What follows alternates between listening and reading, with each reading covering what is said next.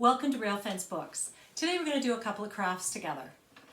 And we're going to try being resourceful. So I challenged myself today to come up with crafts that I could use things that I have around the house, from the recycling box and from the kitchen, just different things I have around the house to help us make these crafts, because not everybody has the construction paper in front of them, and not everybody has the feathers and whatnot to make these crafts today. So I'm going to be very resourceful, and I want you to try being resourceful as well. So the first one we're going to make is a little chick, and this chick is kind of cute, I think, and it has two little holes for your fingers to go in. Now, of course, my fingers are bigger than yours, but he will walk with you. Isn't he adorable?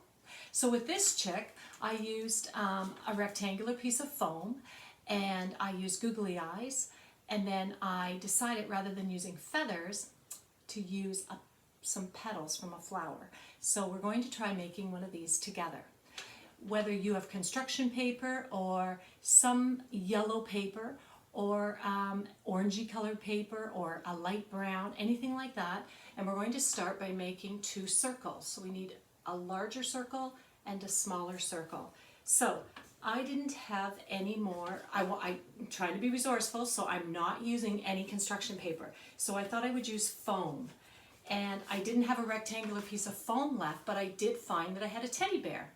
So I'm going to use my teddy bear, and I need to make a circle. And we need a fairly large circle and then a smaller circle. So I went into my kitchen today and I found some things that are circular. This is a coffee pod container that was going in the recycling. So I'm going to use that for my small circle. And I have a lid I have a sister who's really good at making preserves. So I have lots of these when I get my jams and my pickles and my beets from my sister. So I'm going to use this one for the larger circle. But you could use pie plates, tart tins, or even a basket or a plate. Just ask your parents if you can, go digging in the kitchen with them and come up with something that will help you make a circle. So I brought my pen with me because I want to draw a circle here before I cut it out. That's going to be my large circle for the bottom or the body of the chick. And then I'm going to make, using my coffee pod container, a smaller circle for the head. And I've got my scissors. And I want to remind you, if your children are really young, to remind them to sit on their chair, 2 feet on the floor, and to hold whether it's paper or foam, whatever you're using, in one hand, and using the scissors, thumb at the top and the rest of the fingers at the bottom. That's a good reminder on how to hold your scissors. Thumb's always at the top by itself. So we're going to start cutting out this circle. And this is no longer going to be a teddy bear, but that's okay. I wanted to use the foam to make a baby chick today. So there's my first circle. It's already done. And it's not perfect. It's okay if it has a few little black lines on it. That's okay. We'll just turn it over the opposite way so you don't see your pen or your marker line. And then I'm cutting out my smaller circle. And then I'll just put my scraps over there. And now I have the body and I have the head. So what I want to do first is put 2 little holes at the bottom for your fingers to go through, because when it's wet, after you've done the gluing and you start moving it around to make the 2 holes, things might fall off. And I don't know about you, but I find it really frustrating when you're working on a project and things start falling off before it completely dries. So I'm going to just make 2 little holes in the bottom here. So I'm going to just gently poke my scissors through and make a little hole and just go around and around and around. It doesn't have to be too big. See, there's one, and then another one for your other finger. And if you want them to be square, that's okay too. That's easier to cut. So there's my 2 little holes. See, they're not actually even. One is bigger than the other, but that's okay, because the chick might be on the move. So the one leg might look bigger because it's closer to you. So now I want to glue my body onto the head. You can use any kind of glue. I have white glue here that's like a podgy. I have a glue stick, and I also have glue in a squeezy bottle. So that's what I'm going to use today, but you can use whatever you have in the house. Now I'm just going to put a little bit of glue on here, and then you don't need too much. Sometimes I use too much glue and then it squeezes out the sides and it takes longer to dry. And now I'm just going to put the head on like that. So this chick is starting to look similar, a little different, and that's okay. Because in the barnyard, not all the chicks look alike. Just like my little chicks down here. I brought Chick back from our Rail Fence Bunch children's books. And I have a little guy here that you wind him up. And then this one's quite unique. There's a little battery in it, and when your warm hand touches the bottom, he chirps. So I'm going to set those down just to remind you that they don't have to look exactly like mine. Yours doesn't have to look exactly like your brothers or your sisters if you're both doing, if a couple of you in the family are doing this craft today. So we have the body and we have the head. And now we need eyes. So on this one I used googly eyes, but then I thought, I'm here to challenge myself because not all of you might have googly eyes at home. So one idea would be to take construction paper and cut little circles out, perhaps using a marker, and just color the eyes. But I went digging and I found buttons. I have an assortment of buttons here, so I thought I would take 2 buttons today.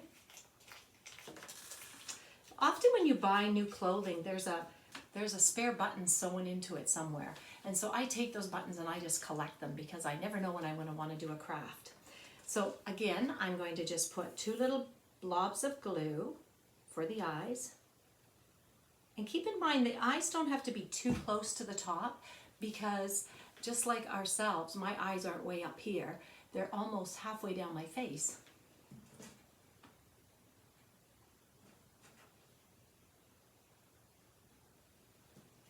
So there are my 2 little eyes for my chickie. And the next thing we need is a beak. So on this one, I used an orange marker. So you're welcome to do that. I just took my, as a matter of fact, it's a highlighter that I used for the beak because I thought it would be a little brighter than the orange marker that I had. So I was just trying to be resourceful and come up with a different marker. Now this time I thought I might use a piece of orange paper. I have some sticky notes that are different colors, so I'm going to take this one, and because the beak is a triangle and it goes down with a little point at the bottom. Can you see that? A little point at the bottom. So I'm going to take this one and just cut the corner, and that will make my little beak. It's going to be wider. Well, I'll glue it down and then I'll show you how similar but yet different it is from my first chick.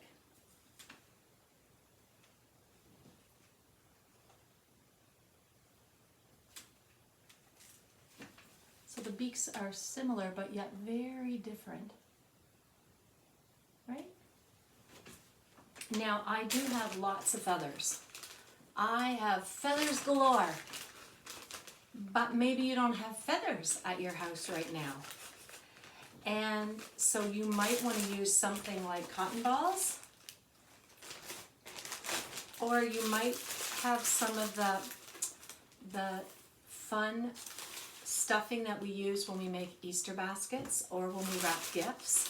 So I have that available, but I thought, no, I need to challenge myself. So we're going to use petals from this carnation, and it's artificial, it's not real, but I'm just going to cut petals from the bottom so that you really can't see that they're missing.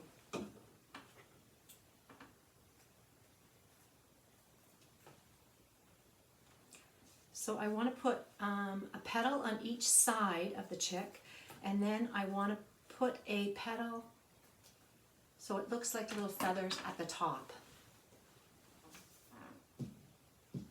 So here's my little pretend feathers today, and I'm just going to put a little bit of glue on there, and starting to look like a chick. There's this little feather, and the other feather.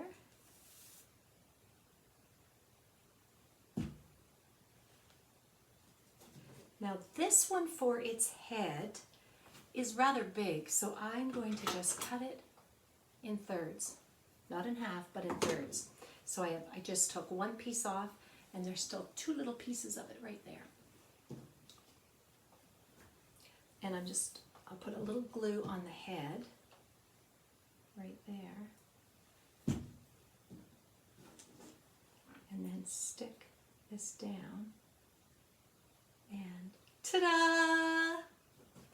Now I have two little chicks, and I think they're adorable. But the fun thing is, you can put your fingers in and you can take them for a little walk. You can take your chick for a little walk. Two little chicks. Now, if you decide to make these as well, I hope you'll send me some pictures because I want to see what your little chicks look like.